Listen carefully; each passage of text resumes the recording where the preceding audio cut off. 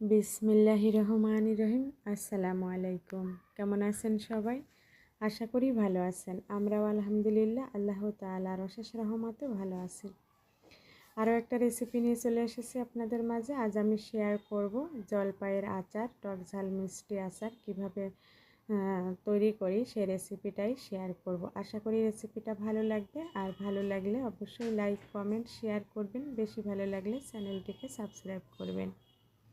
এখানে কিছু জলপাই পরিষ্কার করে নিয়েছি, আর এখন আমি জলপাইগুলোকে সিদ্ধ করতে বসিয়ে দিয়েছি। একটু পানি দিয়েছি, সাথে হচ্ছে স্বাদমতো লবণ, সামান্য হলুদের পাউডার দিয়েছি একটু কালারের জন্য। এখন একটা ঢাকনা দিয়ে চুলাটাকে অন করে জলপাইগুলোকে খুব সুন্দরভাবে সিদ্ধ করে নিব। বলক এসে গিয়েছে আর মাশাআল্লাহ সিদ্ধ হয়ে এসেছে। পানিটা শুকিয়ে গেলে তারপরে হচ্ছে আমি নামিয়ে নিব। আর একটু নেড়ে চেড়ে দিতেছি। আর মাশাআল্লাহ জলপাইটা খুবই সুন্দর, দেশি জলপাই এগুলা।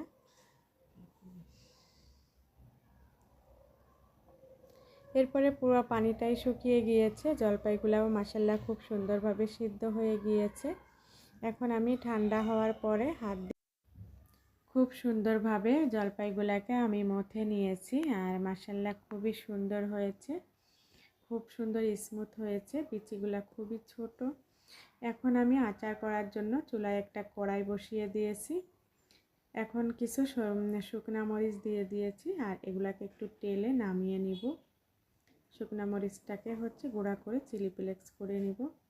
এরপরে হচ্ছে আমি কিছু পাঁচফোড়ন দিয়ে দিয়েছি, পাঁচফোড়নটাকেও তেলে নিতেছি। তেলে নিয়ে এখন আমি নামিয়ে নিয়েছি। এ পর্যায়ে এখন আমি 250 গ্রামের মতো সরিষার তেল দিয়ে দিতেছি।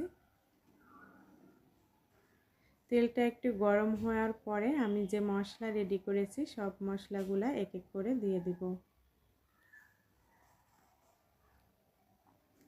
প্রথমে আমি হচ্ছে এখানে জিরা ধনিয়া পেস্ট নিয়েছি 1 টেবিল চামচ, আর 1 কাপের মতো হচ্ছে সরিষা পেস্ট নিয়েছি। সাথে দারুচিনি, এলাচি, তেজপাতা এগুলাও দিয়ে দিলাম। দিয়ে তেলের সঙ্গে আমি খুব ভালোভাবে ফ্রাই করে নেব। এ পর্যায়ে এখন আমি দিয়ে দিতেছি আদা, রসুন আর পেঁয়াজ, এগুলা হচ্ছে থেতলে দিয়েছি। এগুলাও খুব ভালোভাবে ফ্রাই করে নিব।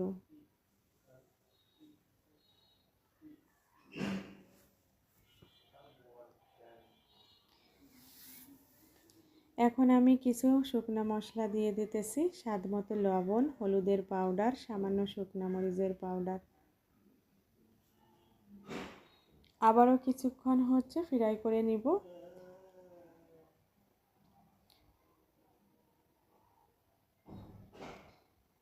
আমি যে শুকনো মরিচটা টেলে নিয়েছিলাম সেটা গুঁড়া করে নিয়েছি, সেগুলা দিয়ে দিলাম। পাঁচফোড়নটাকেও গুঁড়া করে নিয়েছি, সেগুলাও আমি দিয়ে দিলাম।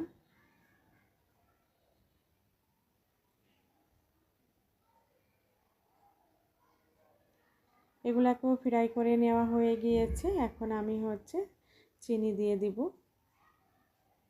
মাশাআল্লাহ খুবই সুন্দর একটা ফ্লেভার বের হচ্ছিল।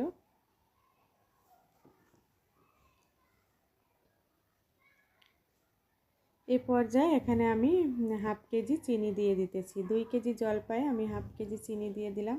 মিষ্টিটা কম হলে আরও একটু চিনি দিব পরে।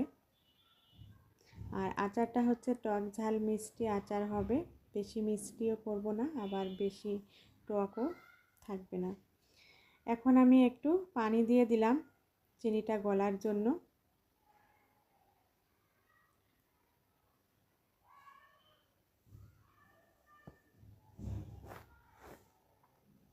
খুব সুন্দরভাবে চিনিটা গলে গিয়েছে আর বলক এসে গিয়েছে। এ পর্যায়ে এখন আমি জলপাইগুলা দিয়ে দিব।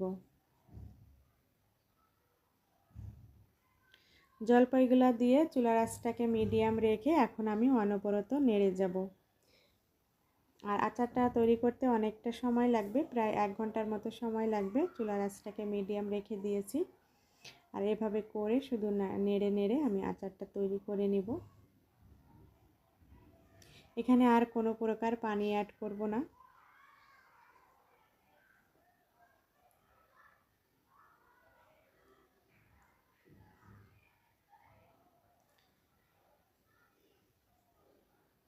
এখন আচারটা অনেকটাই ঘন হয়ে এসেছে আর তেলও উপরে উঠে আসা শুরু হয়েছে।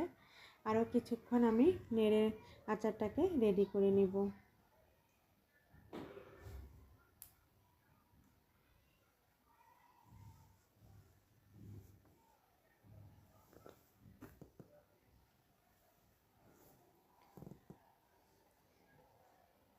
এখন আচারটা হচ্ছে কালারও চলে এসেছে আর তেলটাও উপরে উঠে এসেছে।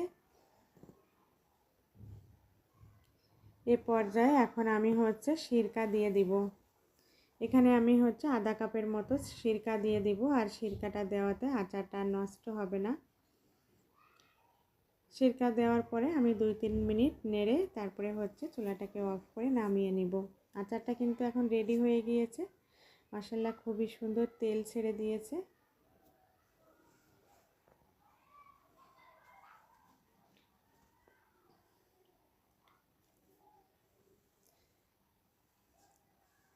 এখন আমি চুলাটাকে অফ করে দেব।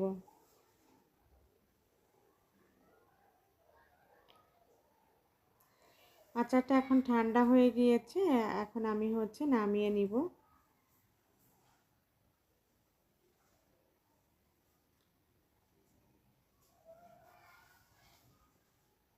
খুব সুন্দর একটা কালার এসেছে। এখন আচারটাকে আমি নামিয়ে নিয়েছি। মাশাআল্লাহ দেখতে যেমন সুন্দর হয়েছে, খেতেও আলহামদুলিল্লাহ অনেক টেস্টি হয়েছে জলপাইয়ের আচারটা। আর খুবই হচ্ছে লোভনীয় দেখাচ্ছিল। আমার রেসিপিটা ভালো লাগলে এভাবে করে জলপাইয়ের আচার তৈরি করে নিতে পারেন। আজ এ পর্যন্তই। আল্লাহ হাফেজ। আসসালামু আলাইকুম।